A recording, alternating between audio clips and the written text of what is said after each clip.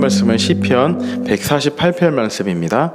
시편 148편 말씀을 함께 나누도록 하겠습니다. 제가 한 절, 여러분들이 한 절 교독하도록 하겠습니다. 할렐루야, 하늘에서 여호와를 찬양하며 높은 데서 그를 찬양할지어다. 그의 모든 천사여 찬양하며 모든 군대여 그를 찬양할지어다. 해와 달아 그를 찬양하며 밝은 별들아 다 그를 찬양할지어다. 하늘의 하늘도 그를 찬양하며 하늘 위에 있는 물들도 그를 찬양할지어다. 그것들이 여호와의 이름을 찬양함은 그가 명령하심으로 지음을 받았음이로다. 그가 또 그것들을 영원히 세우시고 패하지 못할 명령을 정하셨도다. 너희 용들과 바다여 땅에서 여호와를 찬양하라. 불과 우박과 눈과 안개와 그의 말씀을 따르는 광풍이며 산들과 모든 작은 산과 과수와 모든 백향목이며 짐승과 모든 가축과 기는 것과 나는 새며 세상의 왕들과 모든 백성들과 고관들과 땅의 모든 재판관들이며 총각과 처녀와 노인과 아이들아 여호와의 이름을 찬양할지어다. 그의 이름이 홀로 높으시며 그의 영광이 땅과 하늘 위에 뛰어나심이로다. 그가 그의 백성의 뿔을 높이셨으니 그는 모든 성도 곧 그를 가까이 하는 백성 이스라엘 자손의 찬양을 받으리시로다. 할렐루야. 아멘. 오늘 찬양, 오늘 시편도 할렐루야로 시작해서 할렐루야로 끝을 맺는 찬양에 관한 시편입니다.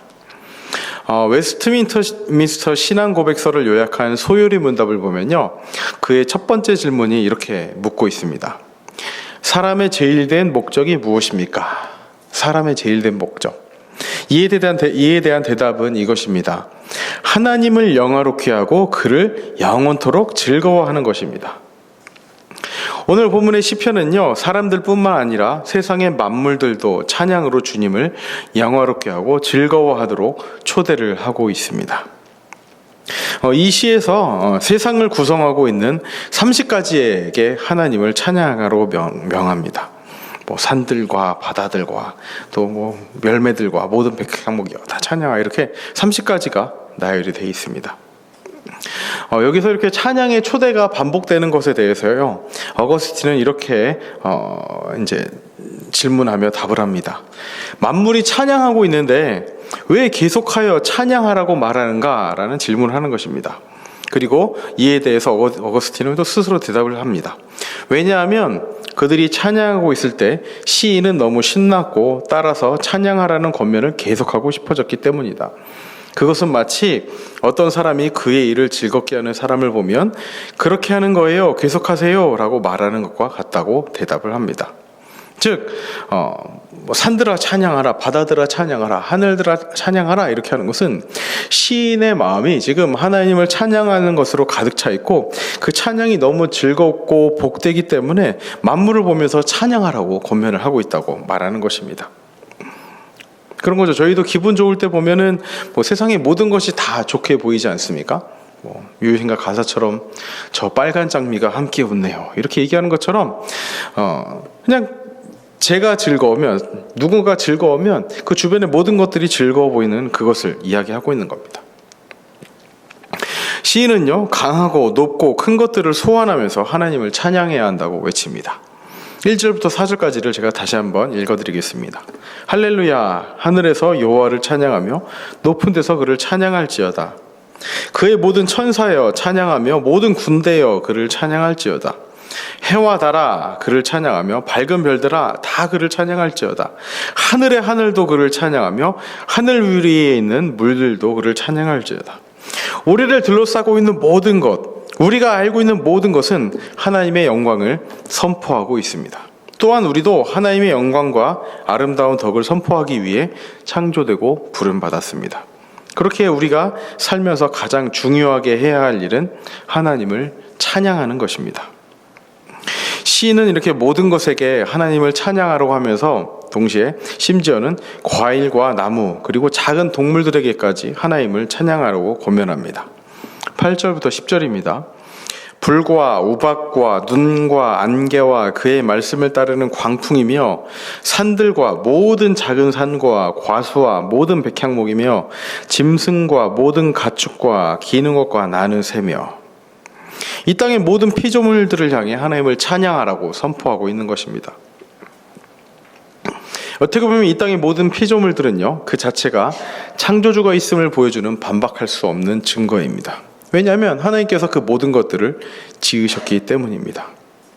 바다와 하늘과 땅과 생물을 창조하신 이가 있기에 그들의 각자의 자리에서 하나님을 찬양하며 하나님의 형상, 하나님의 피조물로서의 역할로서 그 자리에 있는 것입니다.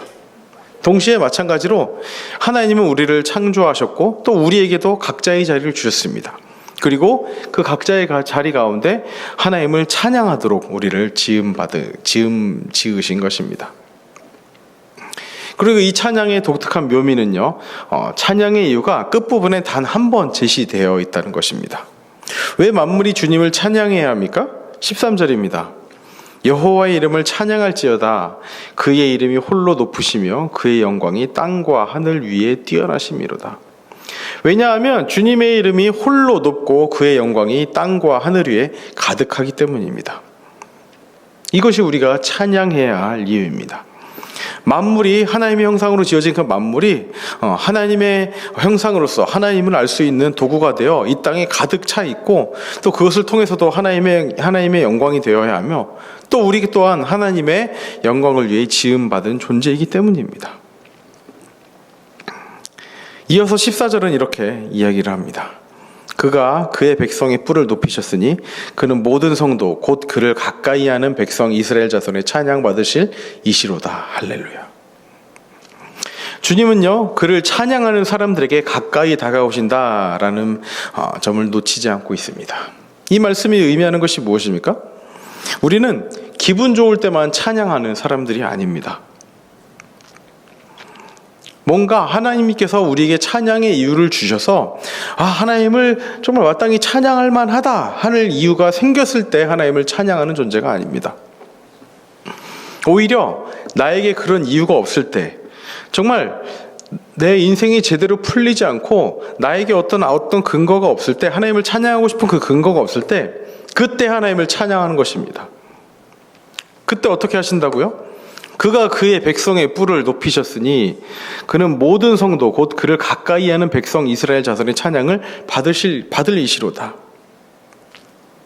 주님은요, 그렇게 주님을 찬양하는 사람들에게 가까이 다가오십니다. 우리는 쉽게 지치는 존재입니다.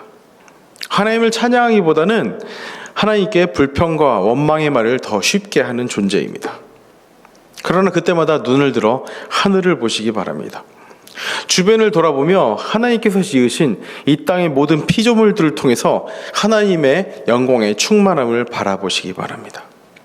만물에 깃든 하나님의 창조의 축복을 누리시기 바랍니다. 찬양의 이유가 있어서가 아니라, 나에게 어떤 좋은 결과가 주어져서가 아니라, 하나님은 하나님이시기에 이 땅의 모든 만물을 제자리에 두시고 또한 그것처럼 나를 나의 자리에 두시고 그 자리에서 하나님을 찬양하도록 한 그 하나님을 찬양하는 우리 모두의 삶이 되시기 바랍니다. 지난번에 말씀드릴 때 찬양이 이런 것이라고 말씀드렸습니다. 우리가 가장 많은 시간을 할애해서 생각하고 또 그것에 투자하는 것, 어떻게 보면 그것이 찬양이 아닌가 싶습니다. 쉽게 얘기하면 그런 것이죠. 그렇다면 이런 질문을 할 수 있을 것 같아요. 당신의 취미가 무엇입니까? 라고 할 때 저희 입에서는 마땅히 하나님을 찬양하는 것입니다 라는 말이 나오면 좋지 않을까라는 생각이 듭니다.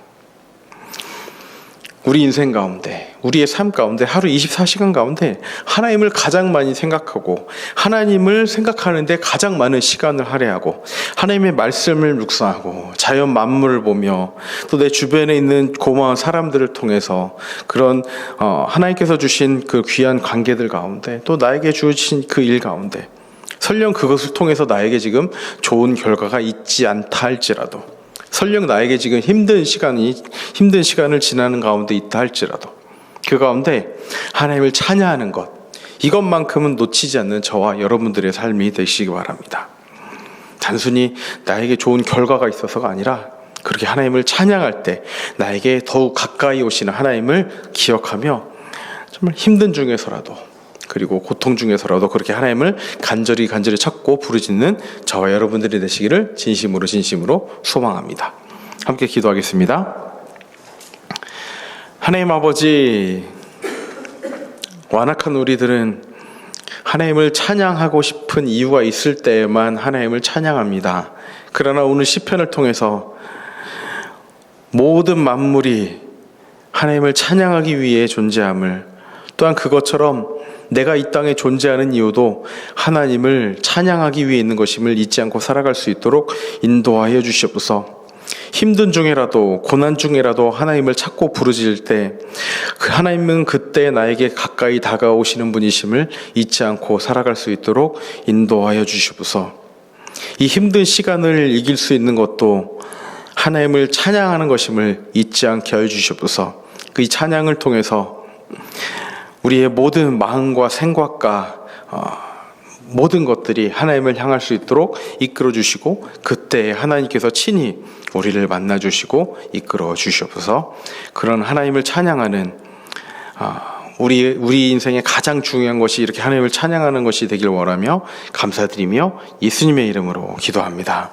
아멘.